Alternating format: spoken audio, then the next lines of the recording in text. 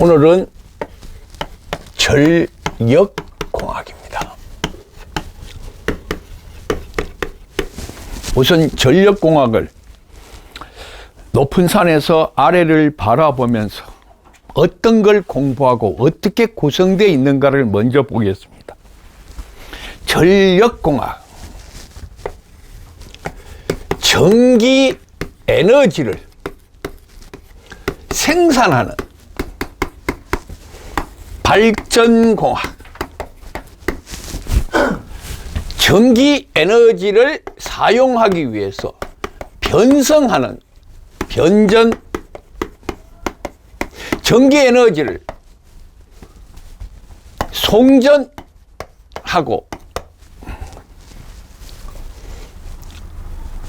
발전소에서부터 수용과까지, 수용과는 전기를 사용하는 곳입니다. 수용과까지 공급해주는 송전, 배전입니다. 그래서 전기 에너지는 전기를 생산하는 발전, 그 생산된 전기를 전압을 변성시키는 변전, 그 에너지를 도심지에서 많이 떨어진, 즉 다시 하기해서 수용과로부터 멀리 떨어져 있는 곳에서 생산된 전기를 수용과 가까운 곳까지 보내오는 송전, 그 받았는 것을 또 변성해서 보아에 공급하는 배전, 그 다음에 이제 옥내배선입니다. 그 옥내배선은 요까지가 이제 우리 전력공학에 다루고, 이게 이제 가정에 들어오고 공장에 들어가는 과정은 KEC 기술기준령에서 달아집니다. 자, 발전은 첫째, 화력발전. 우리나라는 주로 복합화력을 씁니다.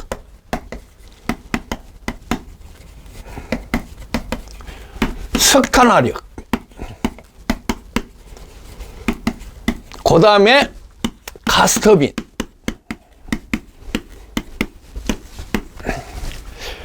기사시험을 기준으로 설명합니다. 화력발전은 꼭 한 문제 출제됩니다. 그 다음에 두 번째입니다. 요즘 대세인 원자력 발전입니다. 앞으로 우리나라의 차세대, 미래 먹거리를 제공받을 수 있는 게 바로 원자력 발전이고, 지금 뭐 두바이나 체코나 이런 곳에 원전 수출에 대한 계약이 성실하게 잘 이루어지고 있습니다. 원자력 발전, 여기에 특징 역시 시험 문제에 간혹 나옵니다. 세 번째가 수력 발전입니다. 물의 위치 에너지를 이용하는 방식. 그 다음에 이제 네 번째가 신재생 에너지입니다.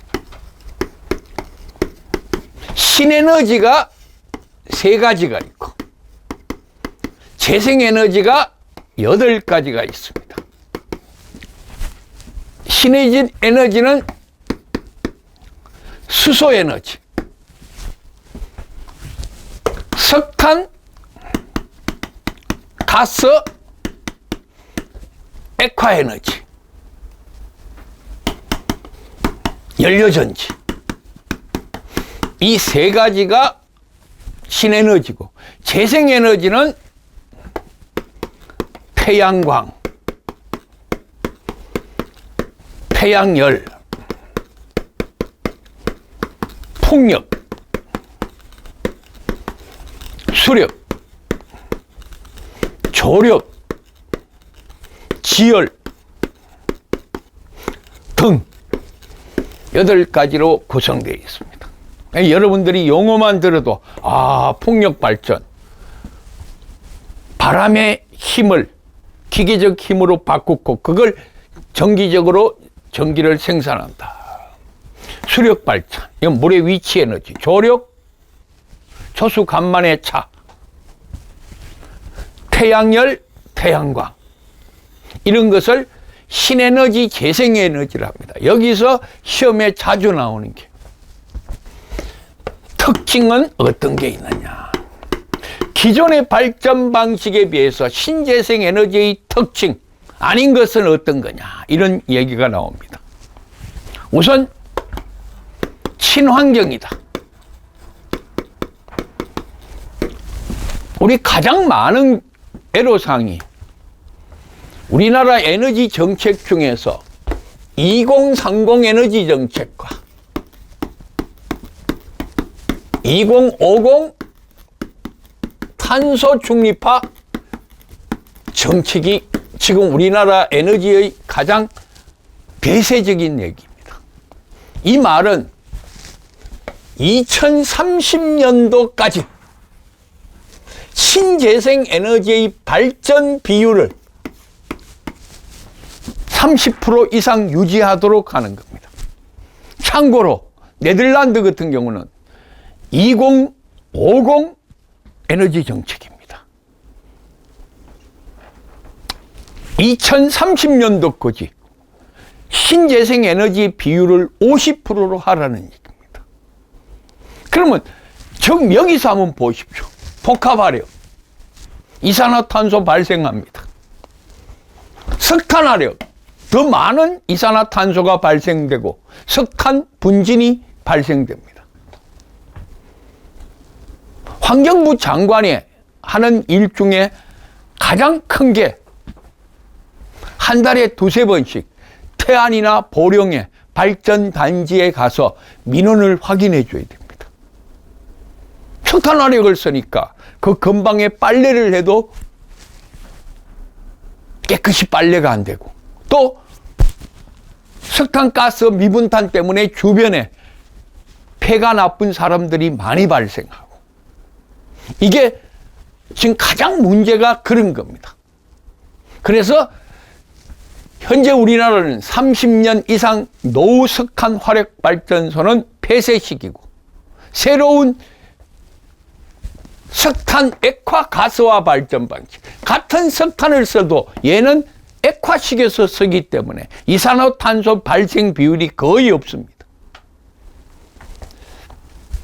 자, 그래서 특징은 친환경 에너지다.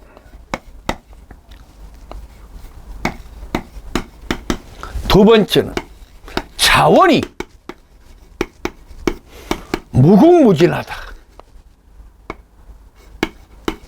태양열은 써도 없어지지 않습니다. 풍력도 마찬가지예요. 세 번째는 자연 친화적이다.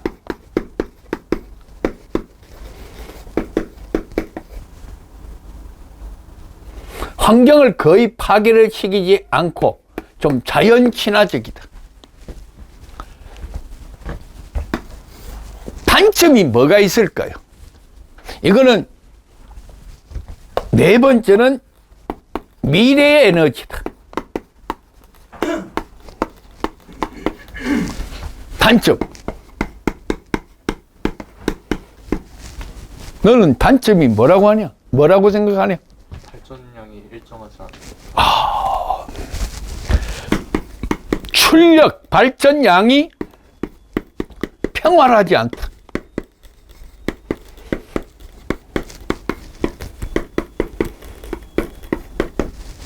바람은 초속 7m 이상의 바람이 불어줘야 발전이 가능합니다. 아울러 초속 20m 이상 불면 타워에 달려있는 브레이드, 발전탑에 달려있는 날개가 파손이 됩니다. 그래서 그 날개 앞문을 닫아야 돼요.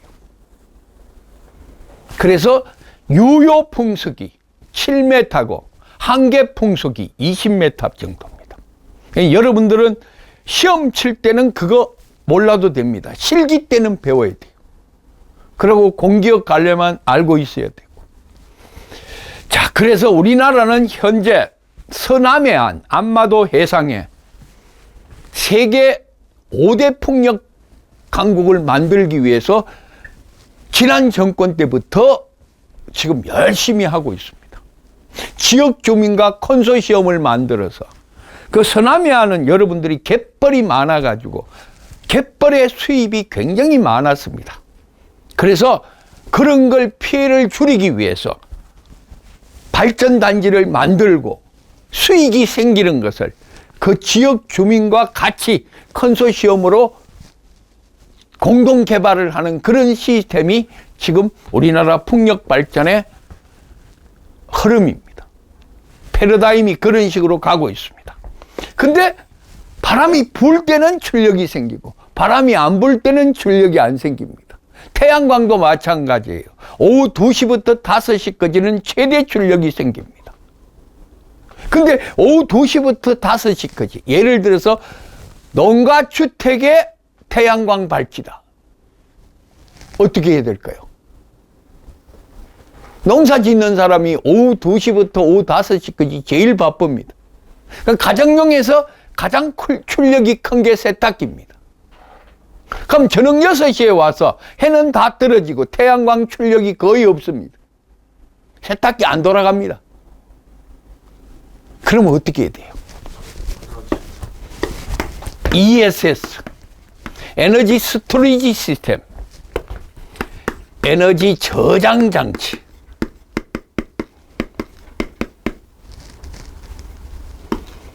이게 지금 여러분들이 많죠. 전기차에도 화재가 일어나고 이 에너지 저장 장치 ESS에 에너지를 저장시켜서 저장시켜 놨다가 이 ESS는 인버터, 축전지, 순서적으로 적을게요. 컨버터,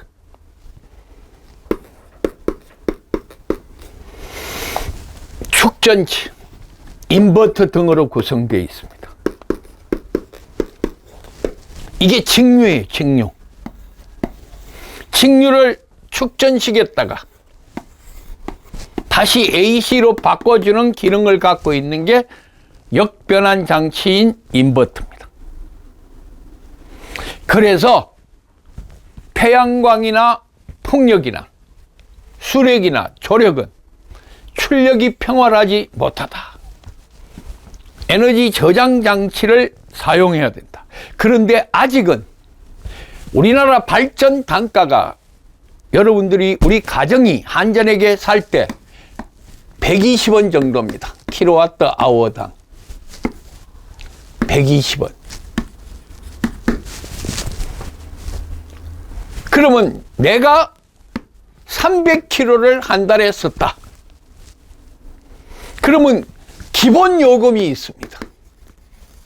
기본 요금이 1구간, 2구간, 3구간이 있어요.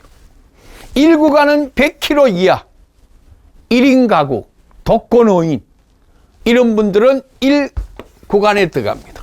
이 기본 요금이 예를 들어서 5,000원이다. 2구간 2만 원이다. 3구간 전기 많이 쓰니까 기본 요금이 4구간이다. 많이 쓰면 쓸수록 기본 요금이 많이 지는 게 우리나라의 전기 요금 측정 방식입니다. 그래서 그런 것들로 봐서 태양광은 킬로와트당 180원입니다. 원자력은 킬로와트당 50원이 안 됩니다. 그러면 태양광이 많으면 많을수록 가정이 분담해야 할 전기요금은 커집니다. 그 대신에 환경은 그만큼 좋아지겠죠. 그래서 이게 참 아이러니합니다. 그래서 서서히 신재생 에너지 비율을 높이고 화력 발전을 줄여야 됩니다. 이 원자력 발전은 옛날에는 대형 원자력 사고가 일어나면 거의 국가가 치명적인 타격을 입었습니다. 그런데 요즘은 SMR, 소형 원자로를 씁니다. 지역별로, 미국도 마찬가지고 한국도 마찬가지. 각 부하에 가까운 곳에 소형 원자로를 사용해서 혹여 자연재해에 의해서 원자력 발전이 피해를 입더라도 한정되고 또 차폐하기가 쉽다. 그래서 원자력 발전을 이제 옛날에 비해서는 좀 두려움, 그런 사고에 의해서 파급이 많이 되는 것을 방지할 수 있는 시스템까지 꾸며졌다. 다시 한번 정리해 봅시다. 화력 발전, 수력 발전, 원자력 발전, 신재생 에너지. 이 중에서 이제 공부할 게 가스터빈입니다. 가스터빈은 현재 우리나라 가스는 대부분 러시아에서 수입을 합니다.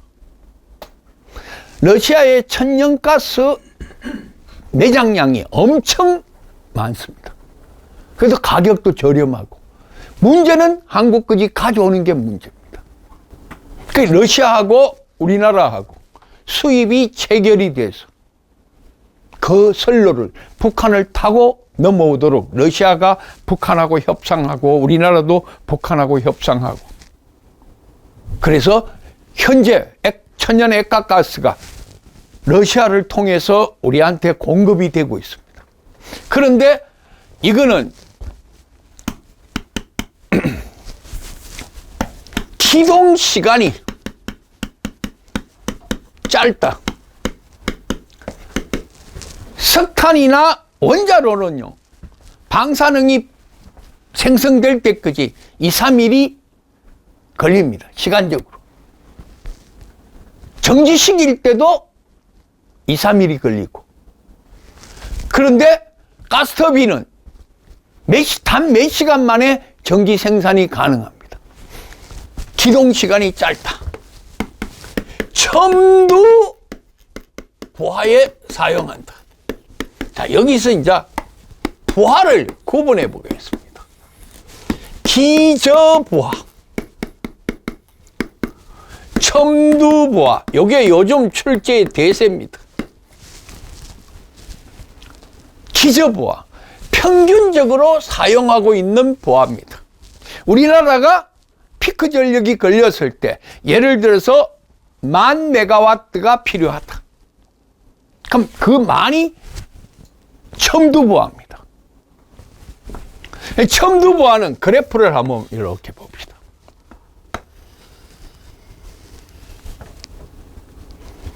우리나라 1부하 곡선을 그려보면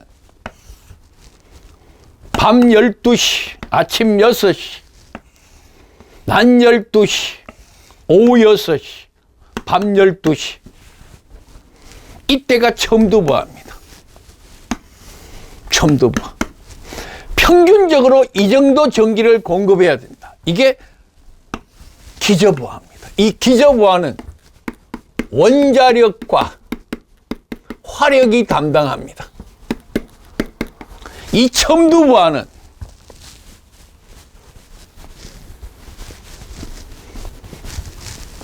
가스터빈, 양수발전,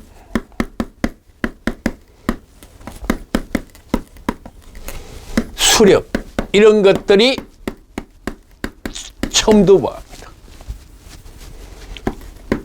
양수발전은 어떤 발전이 양수발전입니까? 양수 펌프입니다.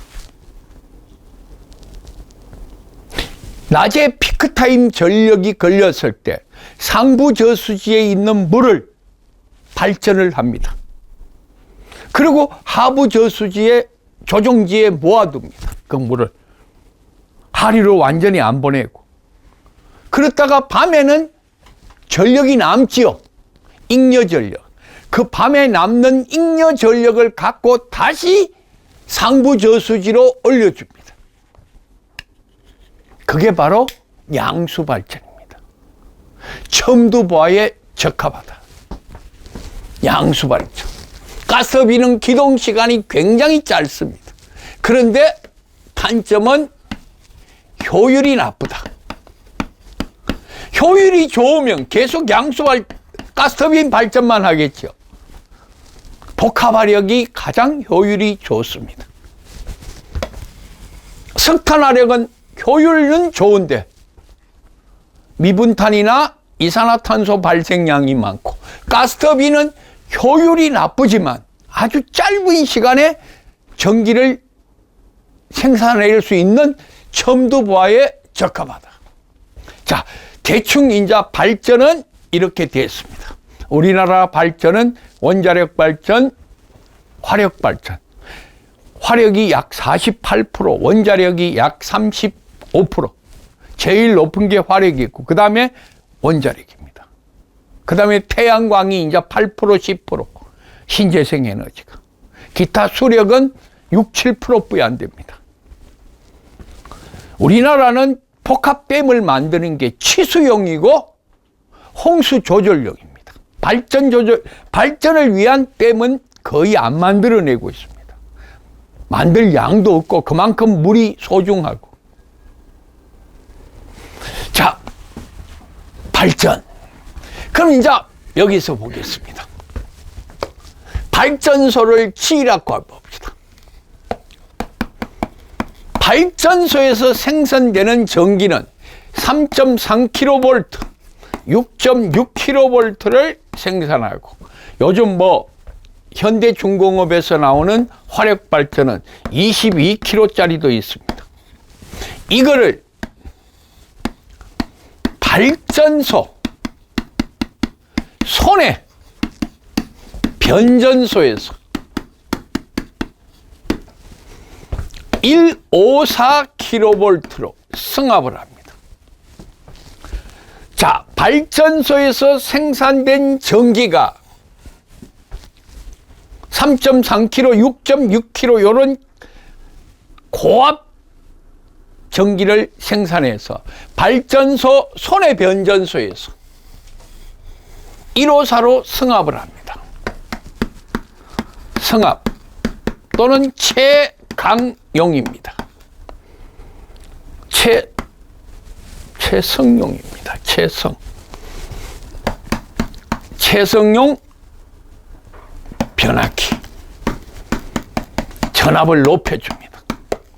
그리고 1차 서브스테이션 변전소에서 이 전압을 765 345kV로 승합을 합니다. 그래서 우리나라는 현재 8개의 765 변전소가 있습니다. 북경남 변전소, 신서산 변전소, 북당진 변전소, 신태백 변전소, 신가평 변전소, 중부 변전소, 이런 765 거점 변전소가 있습니다. 그 거점 변전소에서 전압을 다시 낮춰줍니다. 우리나라 최고 송전 전압은 765다. 그 다음이 345입니다. 이게 어디로 옵니까? 장거리 송전 선로를 타고 배전 변전소로 옵니다. 154 변전소입니다. 자, 여기서 한번 다시 보십시다. 아까 우리 전기를 발전했습니다. 손해에서 변전을 했습니다. 1차 변전소에서 배전 변전소까지 왔습니다. 송전을 했습니다. 자, 우리가 아직도 치중화 전설이 안 돼 있는 약간 변두리를 가면 치지물이 전봇대가 인도나 차도에 있습니다. 그게 그때부터가 배전이 시작이 됩니다. 이 154가 배전 변전소에서 1차가 154고 2차가 22,900으로 변성이 되고, 이 22,900은 주상변압기에서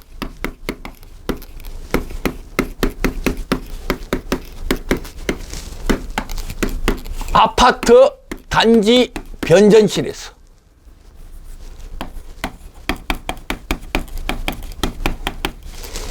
(22,900이) 들어온 게 380에 220볼트로 공급이 됩니다. 요까지는 옥내 배선입니다.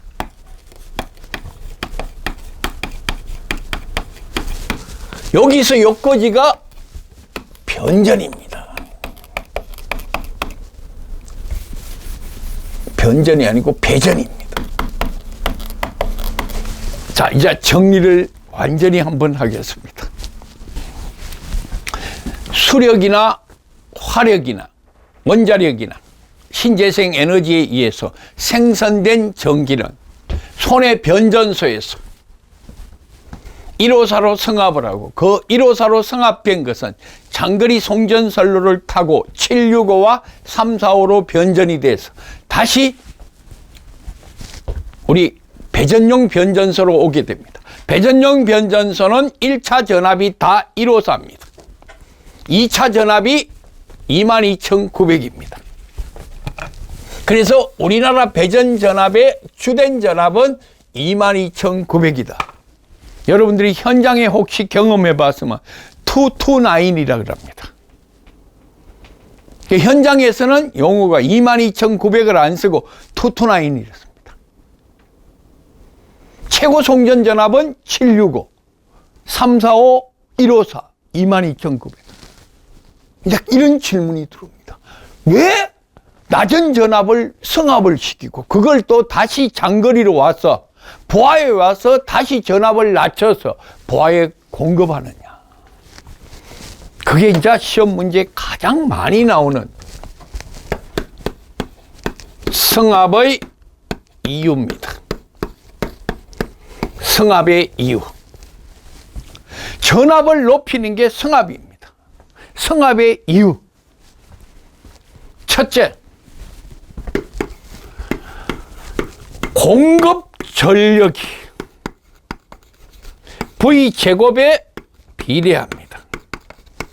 두 번째, 손실 전력이 V제곱에 반비례합니다.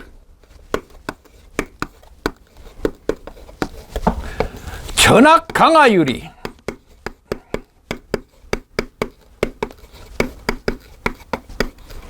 전압의 제곱에 반비례합니다.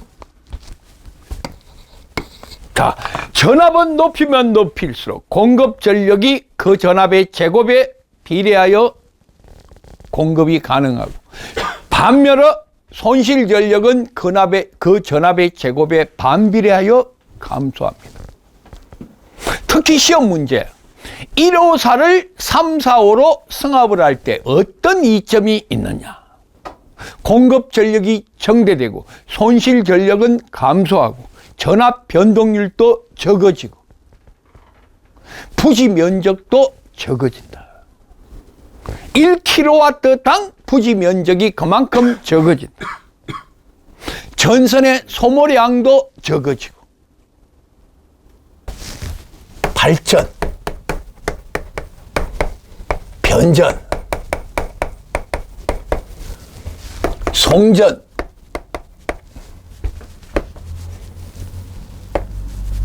배전,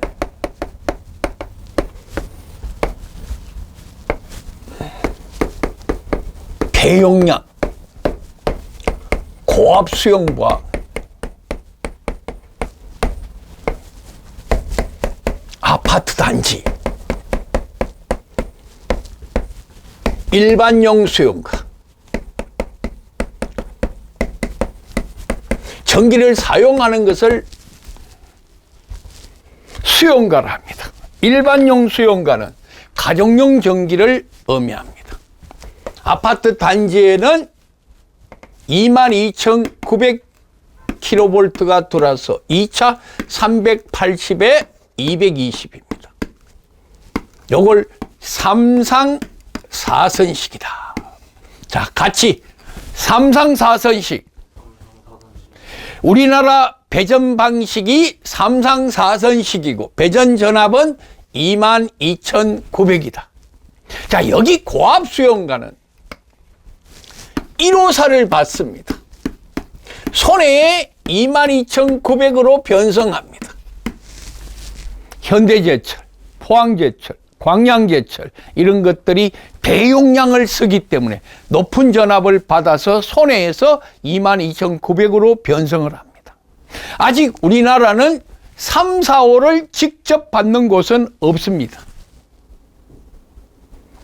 자, 154를 받으면 자체 변전소가 있어야 됩니다. 잠깐 내가 설명을 할게요.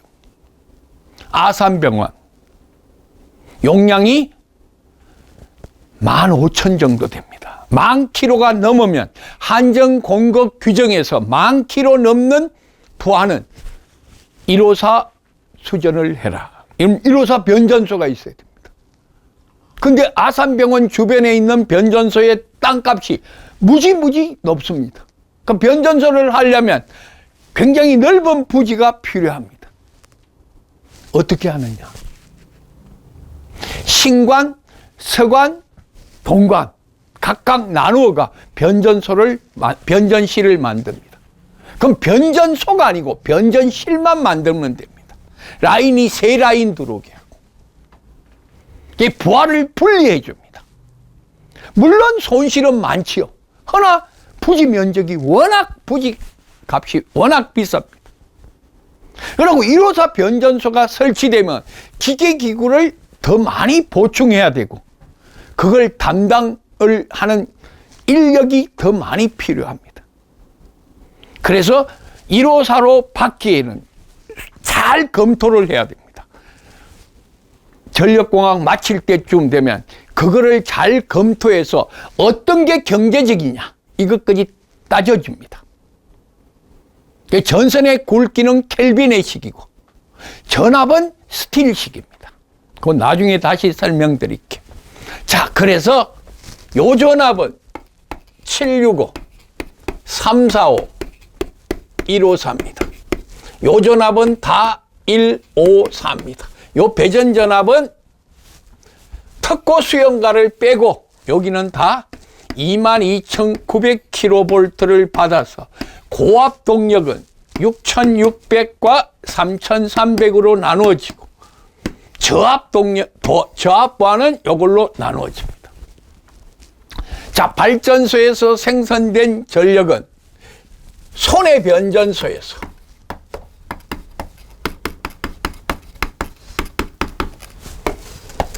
154kV로 승합을 합니다.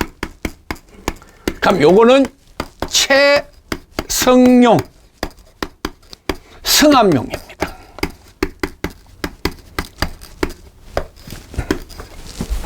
여기서 154를 다시 낮춰줍니다. 요걸 최강용 또는 강압용 변전소입니다. 최강용 낮춰준다. 승합용이 아니고 강압용이다. 공급전력 P는 I자승 R로 P는 R분의 V의 제곱의 R로 고로 R V 제곱의 식이 나옵니다. 공급 전력은 전압의 제곱에 비례한다. 이 과정은 이제 생략하고 공급 전력 P는 공급 전압의 제곱에 비례한다. 154가 3, 4, 5로 승합이 되면 이것만큼 공급 전력이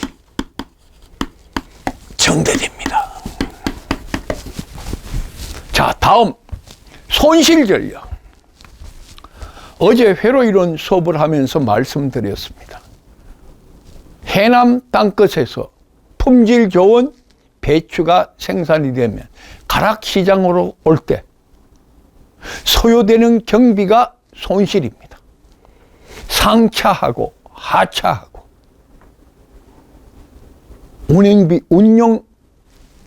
운송 요금을 지불해 줘야 됩니다. 그게 손실 전력입니다. 손실 전력을 로스 파워. 요거는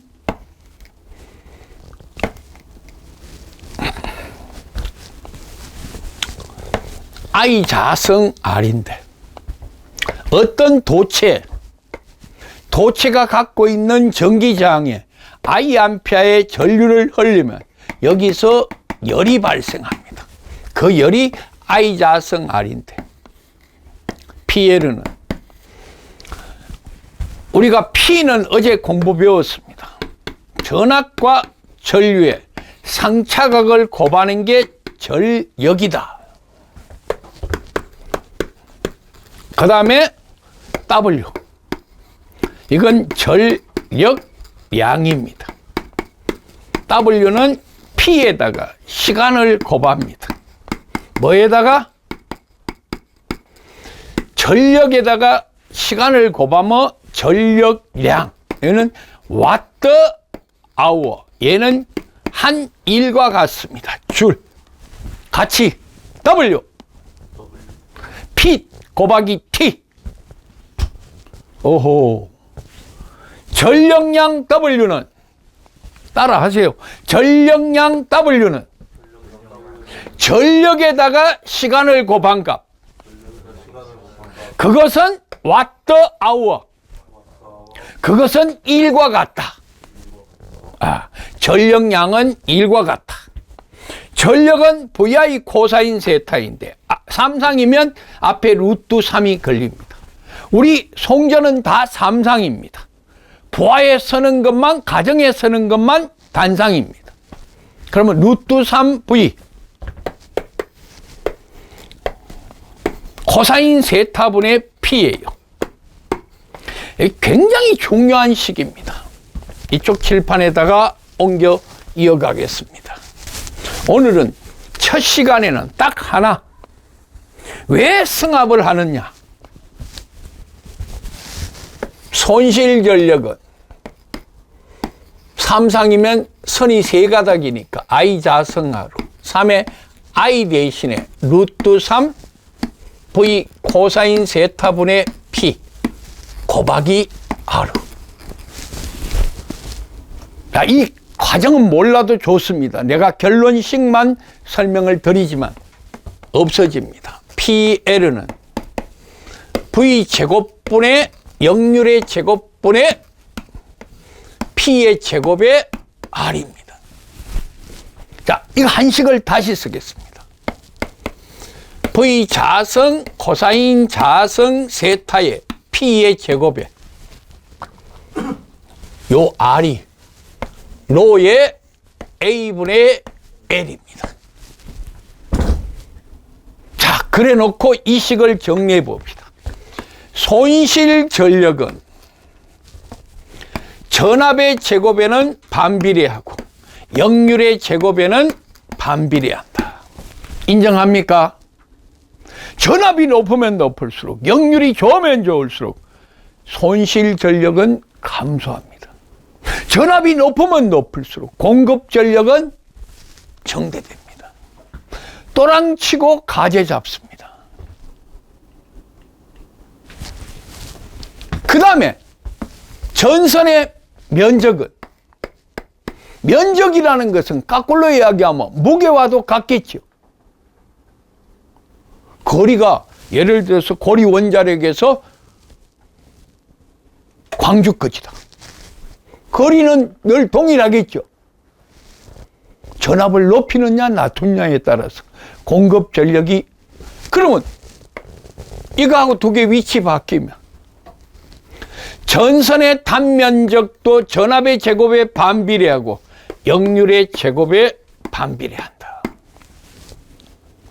자, 아울러 아직 안 배웠습니다만 VD 전압 강합니다. 잠깐 설명을 먼저 드리고 이어가겠습니다. 이 발전소에서 나오는 송전단 전압입니다. 선로에는 저항도 있고 이런 코일 성분 R과 X 성분이 존재합니다. 여기에 전류가 흘러간다면 I 곱하기 Z, 얘가 Z입니다. 하나만 있으면 R인데 X까지 같이 있으면 임피던스라 합니다. 여기에 수전단 전압입니다. 얘와 얘의 차가 얘예요. 그걸 나타내는 게 전압강화인데, 전압강화는 I의 R 코사인 세타 플러스 X 사인 세타입니다. 자, 오늘 외워야 할 공식을 내가 조금 있다가 색다른 분필로 체크를 해드리겠습니다. 전압강화 3상이면 루트 3입니다. 요거는 저항 R에 의한 전압강화고, 얘와 얘는 리액턴스에 의한 전압강화입니다. 아까 저기서 I가 뭐라고 했습니까? I는 루트 3 V 코사인 세타분의 분자가 P라 했어요. R 코사인 세타 플러스 X 사인 세타입니다. 이거 약분되고 V분의 P가 살고 이쪽으로 옮겨오겠습니다.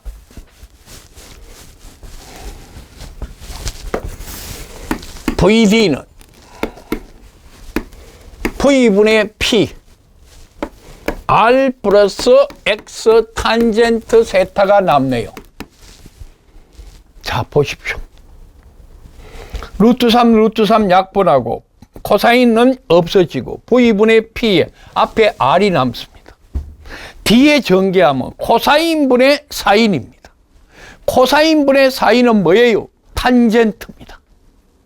그래서 이 시기 여러분들에게 필요한 전압 강화는 전압에 뭐 한다? 전압의 크기에 반비례한다. 그 다음에 전압 강화율. 강화율은 공식이 VR 뭐분의? 수전단분의 VS 송전단 마이너스 VR 수전단입니다. 그럼 이 식은 여러분들이 보시면 바로 이해가 됩니다. 곱하기 100은 생략하겠습니다. 얘는 V고 VD입니다. 얘가 VD가 얘예요. 뭐예요? V분의 P에 R 코사인 세타 플러스 X R이 없어지고 최종식이 R 플러스 X 탄젠트 세타입니다. 뭐가? 전압 강화가. 밑으로 내려오면 V 자성 P에 R 플러스 X 탄젠트 세타다. 여러분들이 시험장에서는 이 공식 다 알 필요 없습니다. 전압 강화율은 전압의 제곱에 반비례한다. 자, 이제 정리해 봅시다. 손실 전력은 전압의 제곱에 반비례한다. 공급 전력은 전압의 제곱에 비례한다. 손실 전력은 역률의 제곱에 반비례한다. 전선의 단면적 중량은 전압의 제곱에 반비례하고 역률의 제곱에 반비례한다. 전압 강화는 전압에 반비례한다. 전압 강화율은 전압의 제곱에 반비례한다. 자, 역률이 좋으면 좋을수록 손실 전력은 감소하고 공급 전력은 증대된다. 전압 강화율은 전압의 제곱에 반비례한다. 전압 강화는 전압에 반비례한다. 공급 전력은 전압의 제곱에 비례한다. 손실 전력은 전압의 제곱에 반비례한다. 이까지 첫 시간의 핵심입니다. 자, 그래서 표를 만들어 드리겠습니다. 자, 지금 배운 걸 정리하겠습니다. 공식 정리 넘버 1. P는 V제곱에 비례한다. PL은 V제곱에 반비례하고 역률의 제곱에 반비례한다. 전선의 단면적도 전압의 제곱에 반비례하고 역률의 제곱에 반비례한다. 전압 강화 VD는 V분의 P에 R 플러스 X 탄젠트 세타로서 전압강하 VD는 전압에 반비례한다. 전압강하율은 수전단 전압분의 송전단 전압 마이너스 수전단 전압 곱하기 100으로 전압의 제곱에 반비례한다. 이 공식은 필수 공식 넘버 원입니다. 첫 번째 이 공식은 반드시 여러분들에게 이해가 돼야 되고 암기가 돼야 됩니다. 아울러 1, 5, 4를 3, 4, 5로 승합을 하면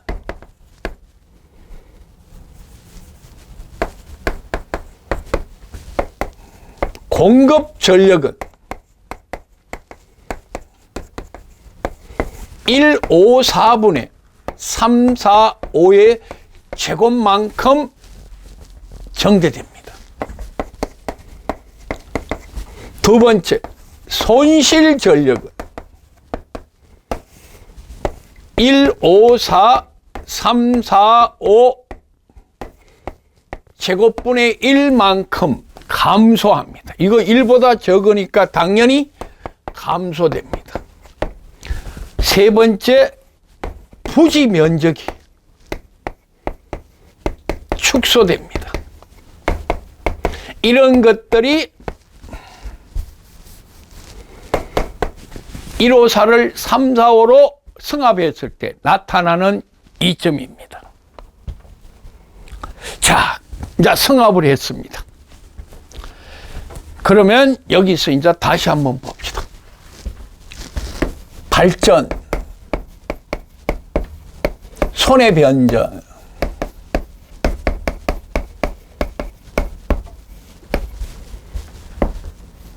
(765) 345 154 장거리 송전을 합니다.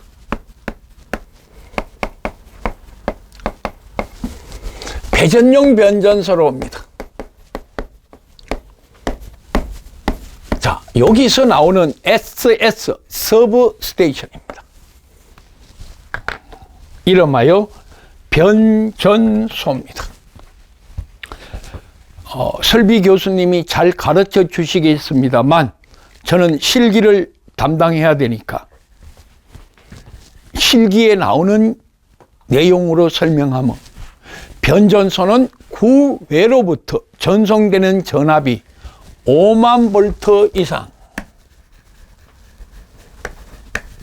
이상으로 구내에서 변압기, 회전변류기, 기타 기계기구를 갖고 전압을 변성하여 분배하는 곳입니다. 전압의 변성과 분배를 합니다. 나눠줍니다. 이게 바로 서브스테이션, 변전소의 특징입니다.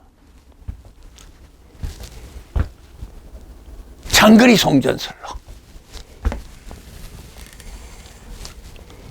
Y 델타 결선입니다. 그래서 1차 권선, 2차 권선, 3차 권선, 이런 권선 3권선 변압기입니다.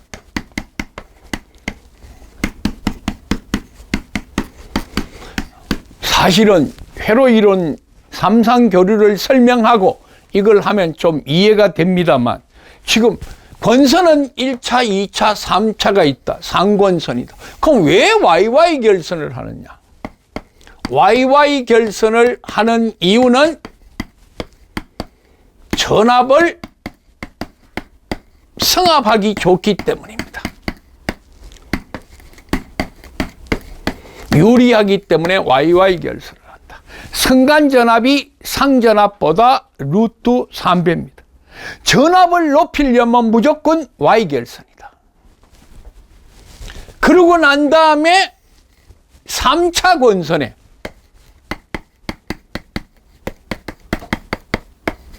델타 권선을 삽입했습니다. 이것을 다른 말로 안정권선, 내장권선이라 하는데 제3고조파 제거권선입니다. 여기서 제3고조파, 아직 여러분들이 회로 이론의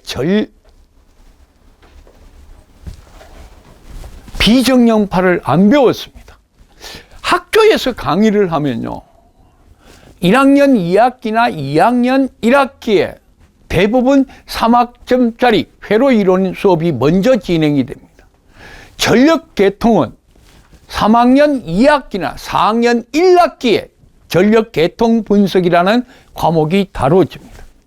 그러면 회로를 다 알아야 전력이 들어갑니다. 근데 우리는 회로는 10문제고 전력은 20문제입니다. 산업기사는 회로 20문제, 전력 20문제지만 기사는 회로 10문제, 제어 10문제가 같이 들어갑니다. 전력이 비중이 더 높습니다.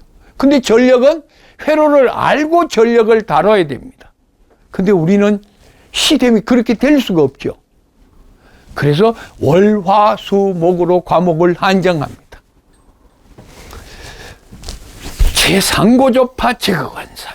지금은 상고조파가 어떤 거다 그런 거 생각하지 마십시오. 여기서 공식 넘버원과 같이 기억해야 되는 거. 우리나라는 맥권선 변압기, 상권선 변압기, 1차, 2차를 델타 결선, Y 결선하는 이유가 전압을 성합하기 위해서다. 성합하기 유리하기 때문이다. 3차 권선에 델타 권선을 삽입하는 이유는 제3고조파 제거 권선이다. 그 다음에 이 배전용 변압기입니다. 이 전압은 22,900kV인데 여기 22,900은 중성점 다중 접시를 합니다. 요 꼭 기억해야 돼요. 중성점 다중 접시. 22,900은 중성점을 다중 접지한다.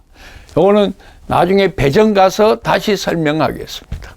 자, 발전소에서 생산된 전력은 손해변전소에서 1호사로 승합을 하고 그 1호사가 다시 1차 변전소에서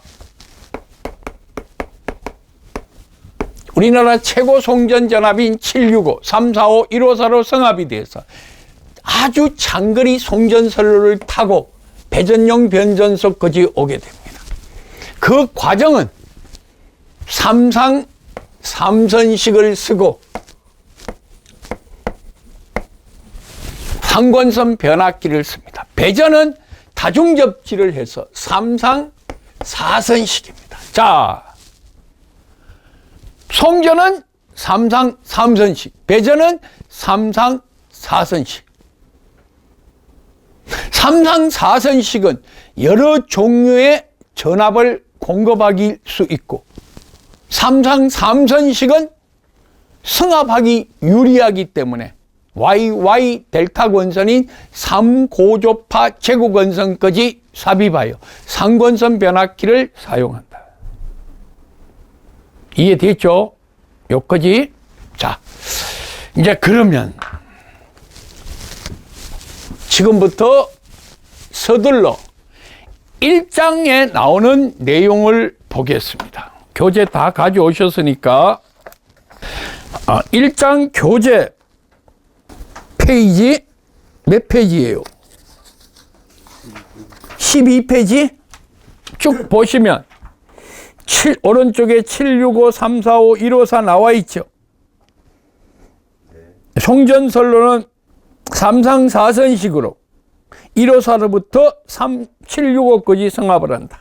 그건 뭐 크게 중요한 게 아닙니다. 주상변압기는 22,900이다. 나올 때 전압은 380과 220이다. 그렇게 되어 있습니다. 한 장 넘겨보십시오. 직류 송전선로가 나옵니다. 자, 여기서 두 가지를 크게 나누어서 소개를 하겠습니다. 이것도 역시 집중을 해 주십시오.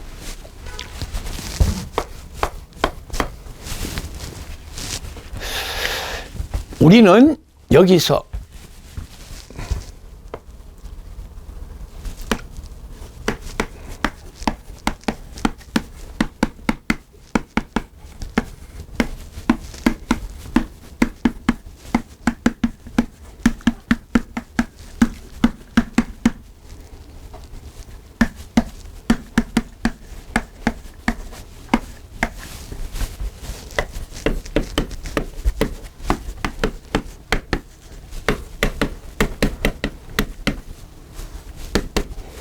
요 시험 문제 많이 나오는 부분이 이제 여기 설명했는 이 내용과 송전 방식에서 직류 송전과 교류 송전.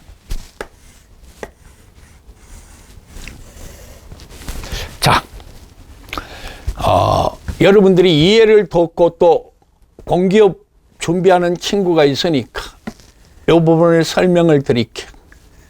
야, 그림 그려놓고 보니까 한국 지도가 정말 잘 그려졌네. 제주 아일랜드입니다. 여기는 울릉 아일랜드입니다. 자, 일단 힘분필, 인천, 태안, 보령, 군산, 하동, 삼척 화력발전입니다.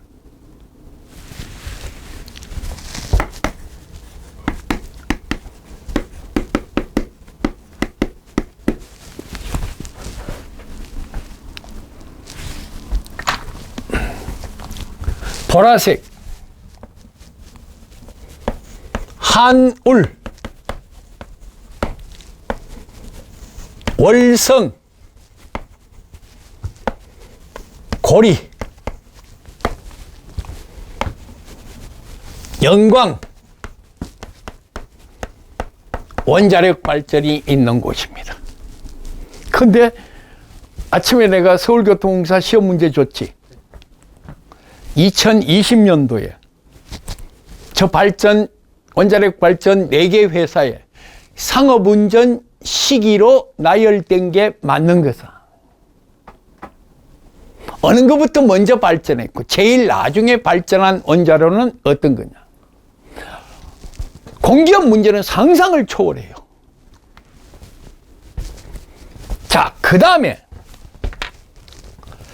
노란 분필로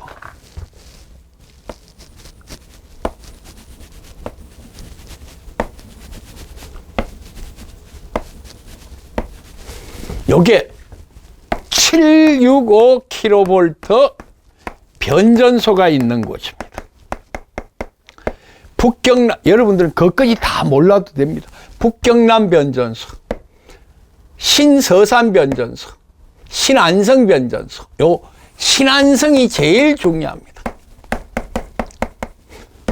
우리나라 전기 박물관이 있고 우리나라 거점 변전소의 가장 중심에 있는 게 신안성 변전, 신중부 변전소, 경기 변전소, 신가평 변전소, 신태백 변전소.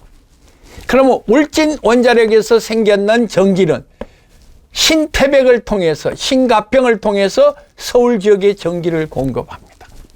고리 원자력은 북경남 변전소를 통해서 세종시를 통하고 신안성 변전소로 하여 올라옵니다.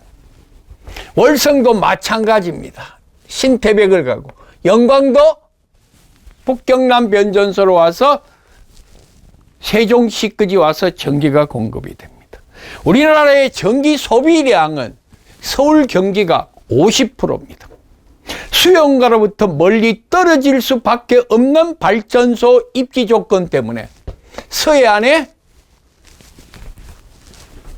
화력 발전, 동해안에 원자력 발전을 생산하여 전력 계통을 하나의 네트워크로 전기를 공급합니다. 그런 방식이 다 AC, 교류 송전 방식을 쓰고 있습니다. 그런데 교류는 죽을 때까지 알아둬야 됩니다.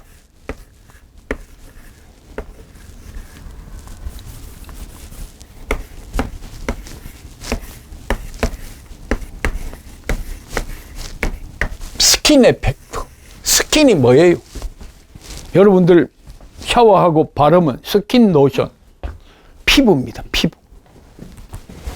에펙트 효과. 표피 효과입니다. 나중에 여러분들이 침투 깊이라고 있습니다.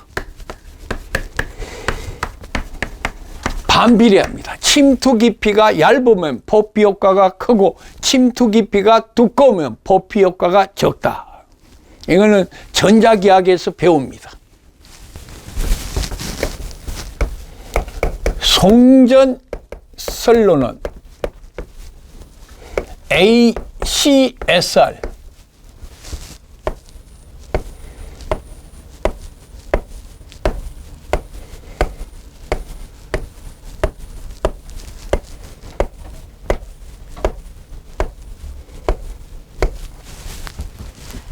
여기 또 청이 더 있습니다.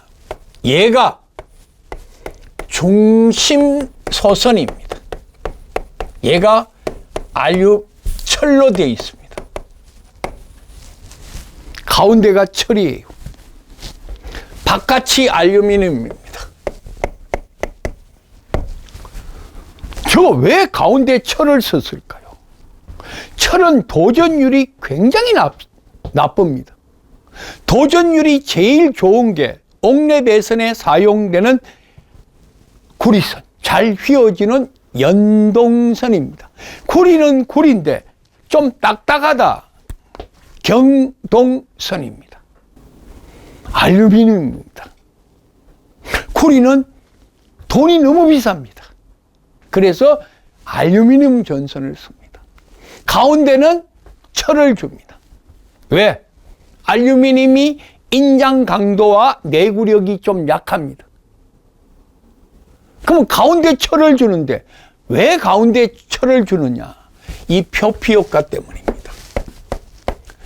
전하의 밀도가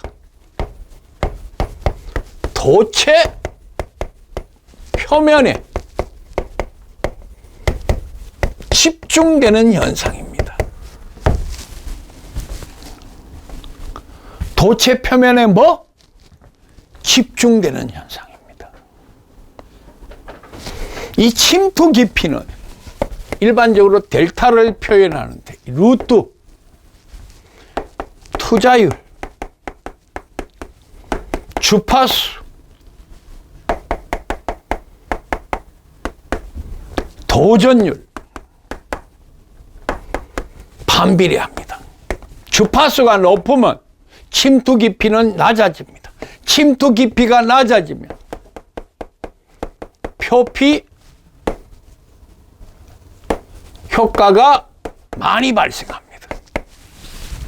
그래서 여러분들이 주파수가 높으면 침투 깊이가 얕아지고 침투 깊이가 얕아지니까 표피 효과가 커진다. 이 표피 효과는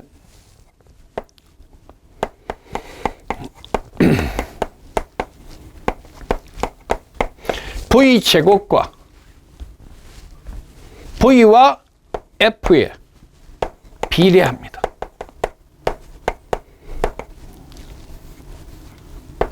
표피 효과는 나쁜 거예요. 표피 효과가 크다는 것은 전하가 도체 표면에만 집중하고 가운데는 안 흐른다는 얘기예요. 그러면 가운데 전기가 안 흐르니까 도전율이 나쁜 철로 가운데를 넣어도 전류는 도체 표면에 흐르니까 도전율에는 양호하게 작용이 됩니다. 그만큼 강하고 ACSR, 우리말로 강심 알루미늄 전선입니다. 강심, 가운데 심이 있는 강심 알루미늄 전선입니다. 침투 깊이와 표피 효과. 교류는 이런 표피 효과가 발생합니다. 그런데 직류는 표피 효과가 없다. 왜 없을까요? 주파수가 없기 때문에.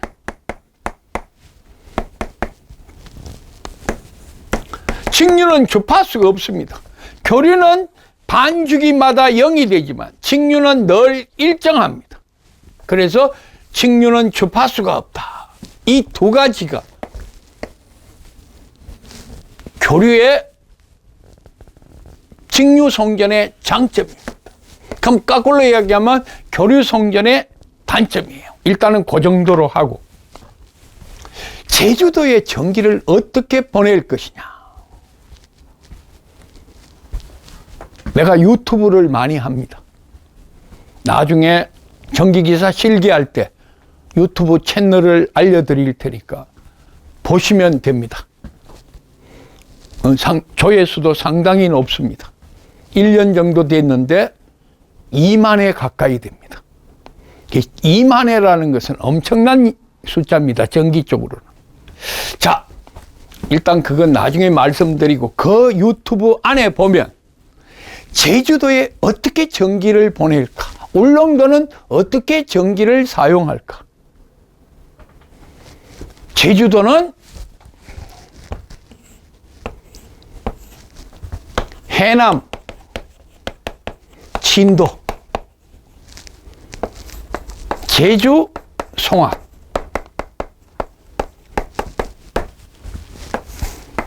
해저 케이블을 이용한 HVDC 송전을 하고 있습니다.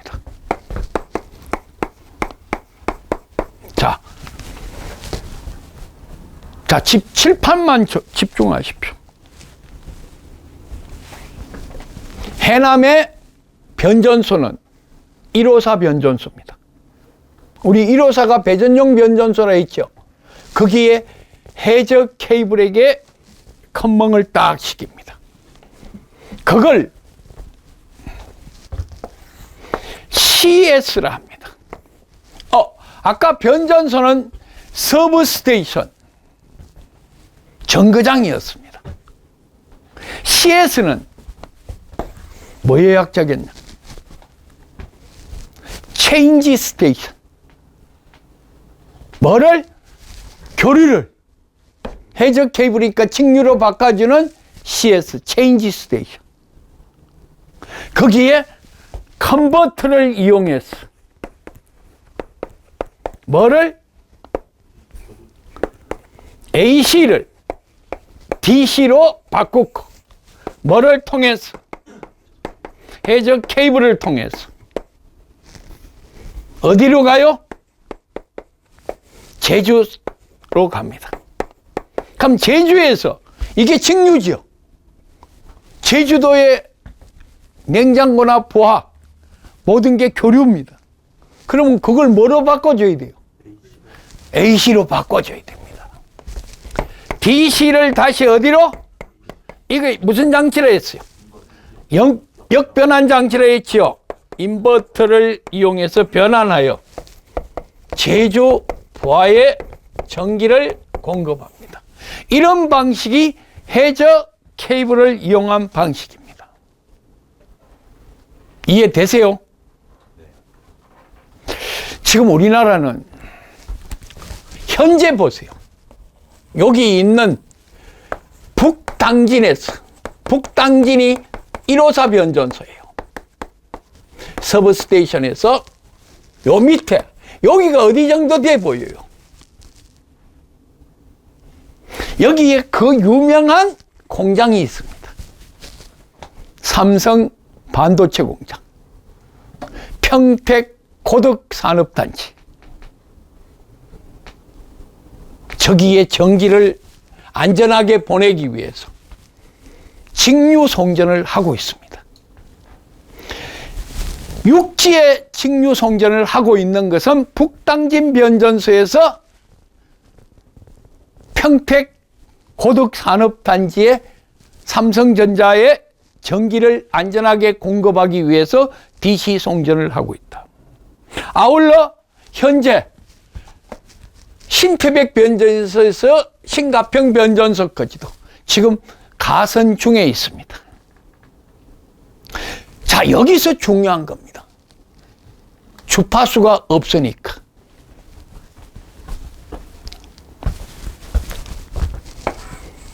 이게 있어요, 없어요? 이게 엑셀 아니에요. 이게 J 오메가 L이에요. 얘가 2파이 FL이에요. 오? 리액턴스가 없습니다. 저항만 오로지 존재합니다. 그게 직류 송전의 장점입니다. 자, 이쪽 칠판 지우겠습니다. 1분 드립니다. 전력은 공부할 때 과정, 역사, 히스토리를 꼭 기억하십시오. 자, 오늘 했는 거를 잠시 점검을 하면 신재생 에너지의 장점과 단점, 전압의 성압의 이점, 다음 직류 송전입니다. 오늘의 세 가지 지금 가장 중요한 것들을 배우고 있습니다. 여기서부터 치우면서 두 번째 키포인트 공식 정리를 하겠습니다. 잠깐 이제 우리 북유럽으로 한번 가봅시다. 사자가 입을 벌리고 있는 형상의 반도, 스칸디나비아 반도입니다. 핀란드, 노르웨이, 스웨덴이 수력 자원과 천년 태양광이 잘 비치고 백야끄지 밤 11시, 10시가 돼도 태양이 안 지는 그런 곳이 많은 곳이 스칸디나비아 삼국입니다. 거기서 생산된 전기를 자기 자국에게 쓰고 남습니다. 저장이 불가하죠. 네덜란드나 프랑스에 전기를 판매합니다. 그러면 장거리 송전선로입니다. 리액턴스가 없어야 됩니다. 그래서 전기를 생산하는 곳에서 컨버터를 갖고 직류화시키고 그 직류를 네덜란드나 프랑스에 와서 그걸 다시 인버터를 갖고 교류시켜서 전기를 공급하는 방식이 파워 그레이드.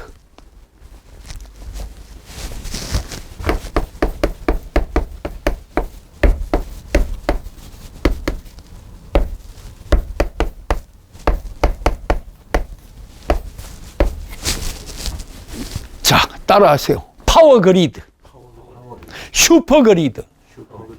그리드는 전력망입니다. 스마트 그리드는 뭐예요? 똑똑한 전력망입니다. 똑똑한 전력망. 똑똑한 전력망은 어떤 걸 의미하겠어요?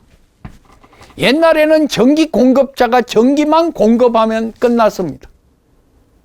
근데 지금은 주고받습니다. 정보를.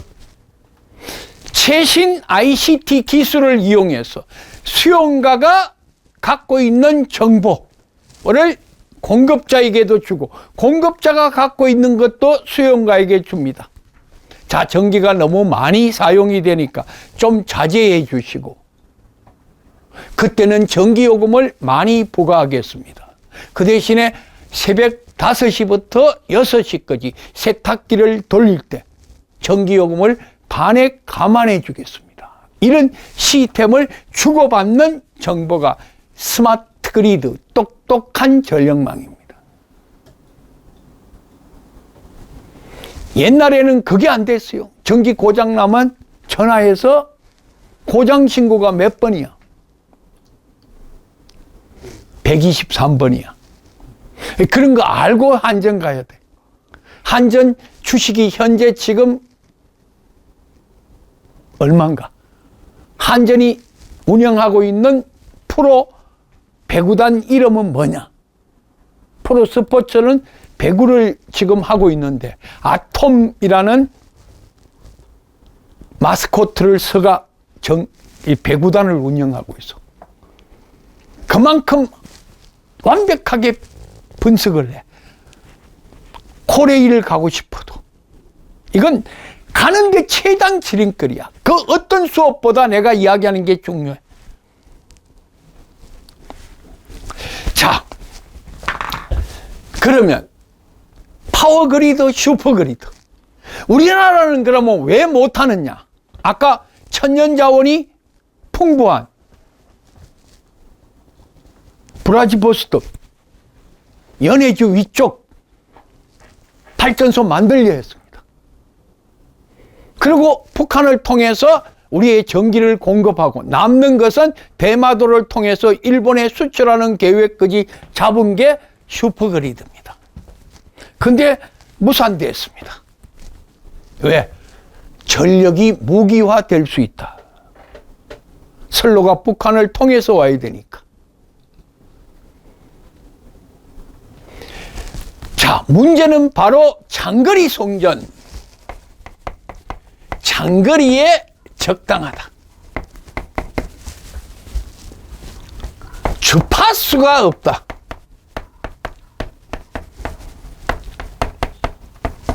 표피 효과가 없다.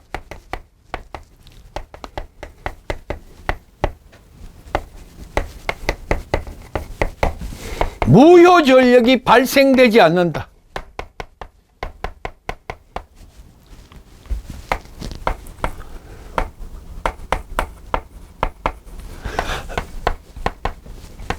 이게 직류 송전의 장점입니다. 장거리 송전, 주파수가 없다. 표피 효과가 없다.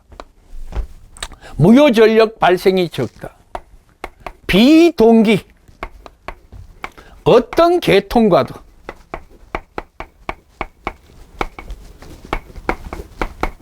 연계가 가능하다.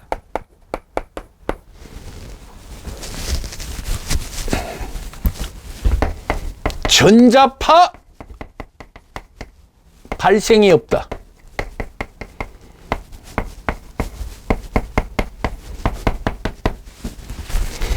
전자파 발생이 없다. 민원이 적다. 경과지 확보가 유리하다.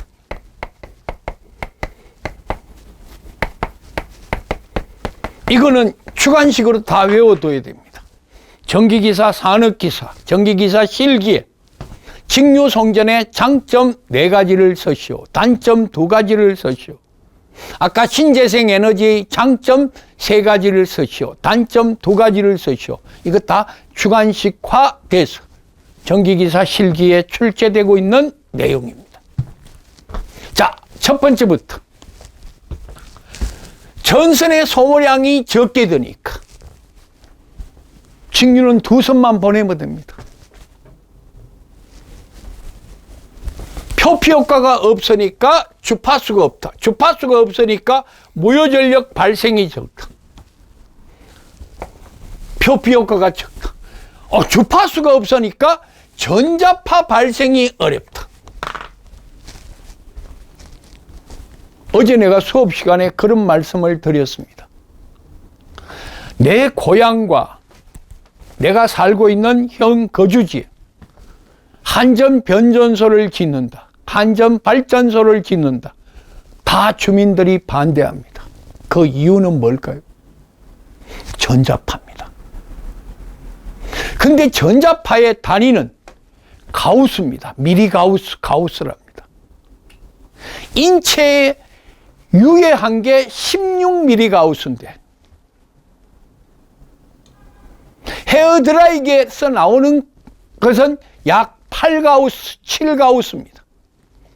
인체에 영향을 약간 미칩니다만 인체가 어떤 영향을 받을 정도의 양은 아닙니다. 그러면 한전에서 나오는 전자파는 40가우스가 넘습니다. 그런데 이 전자파는 거리의 제곱에 완전히 반비례합니다. 그러면 전기가 발생되어 있는 변압기로부터 변전소 담벼락까지 거리가 10m 이상이다. 전자파를 측정하면 4mm 가우스도 안 나옵니다.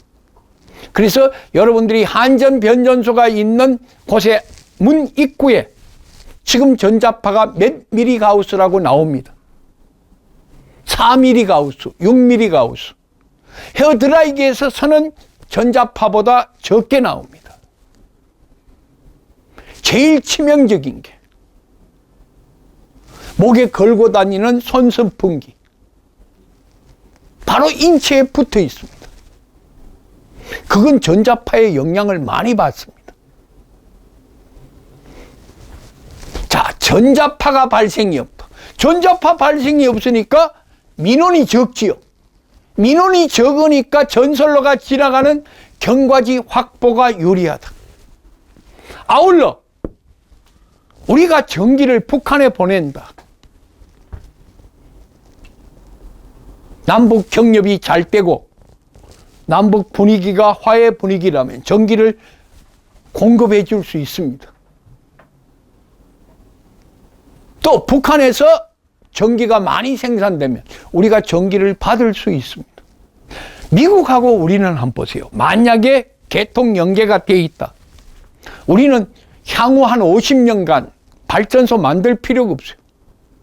미국 밤이면 우리 최대 전력이 걸리는 낮입니다. 그럼 미국 밤에 남는 전력을 우리가 갖다 쓰고 우리가 밤에 최소 전력이니까 발전량을 그대로 해서 남는 전력을 미국으로 보내주면 됩니다. 얼마 걸리느냐? 전자파의 속도는 3 곱하기 10의 8성메타입니다.